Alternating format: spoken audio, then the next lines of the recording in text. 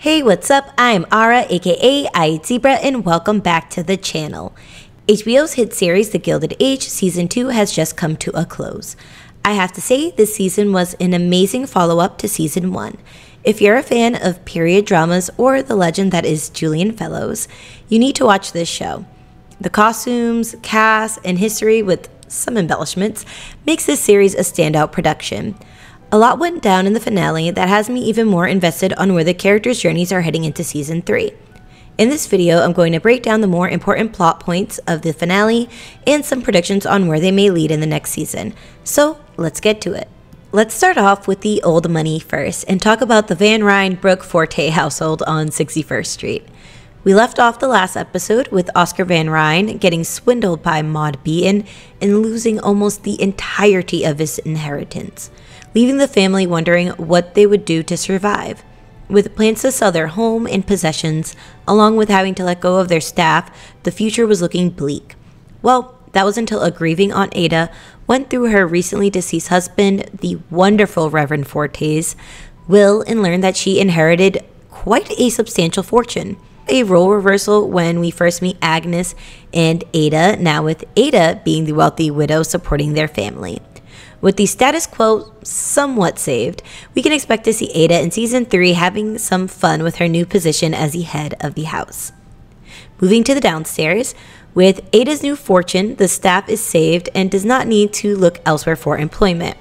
However, I think a new position may be opening up on the staff as our boy Jack seems to be moving up in the world. With his patent being accepted and Larry Russell announcing his desire to partner with Jack, I can see Jack becoming a rags to riches story, similar to Turner, aka Mrs. Winterton, except Jack will take a more honest route there. With the rest of the staff and family helping pitch in to get the funds for his initial patent, I can see when his invention really starts to take off, kicking back some money to those that helped him get his start. Speaking of Larry Russell, Marion finally broke off her awkward engagement to cousin Dashiell, and we got the kiss we have all been waiting for between Larry and Marion. We saw Larry was rather upset during Dashiell's proposal and walked off. Now with Marion back on the market and Larry's summer fling behind him, I hope we get to see their romance blossom, hopefully uniting both sides of 61st Street. I think it will be a tough road ahead of them, mostly based on their maternal figures, Aunt Agnes and Bertha Russell. But I believe they will be endgame. I believe Marion will also continue teaching, and we'll see her grow as an educator in the seasons to come. Moving across the street to the new money family, the Russells. George had a tough standoff with the unions this season, but found a mutually beneficial solution that long-term will work out in his favor. I do believe the ramifications of this, especially with how disgruntled his fellow robber barons were, is going to come back in Season 3. Bertha was also in the middle of a tough battle, the Opera Wars, all season, with the opening of the new opera house, the Metropolitan, going head-to-head with the long-standing Academy of Music, led by the iconic Mrs. Astor. Bertha and the Met eventually won the opera war, and the Duke of Buckingham even joined her in her center box. However, at what cost? We are not explicitly told why the Duke changed his mind, but we are given a major hint. I believe Bertha offered the Duke her daughter, Gladys Russell's hand in marriage. Due to Gladys being a girl, the Russells would not only fund the wedding, but would provide a hefty dowry for Gladys. During the Gilded Age, several U.S. heiresses married into European aristocracy, especially the British nobility, to provide much-needed cash. These women were referred to as dollar princesses. One of the most notable is Consuelo Vanderbilt, daughter of Alva Vanderbilt, who married the Duke of Marlborough, Charles Spencer Churchill, the first cousin of Prime Minister Winston Churchill, whose mother is also a dollar princess.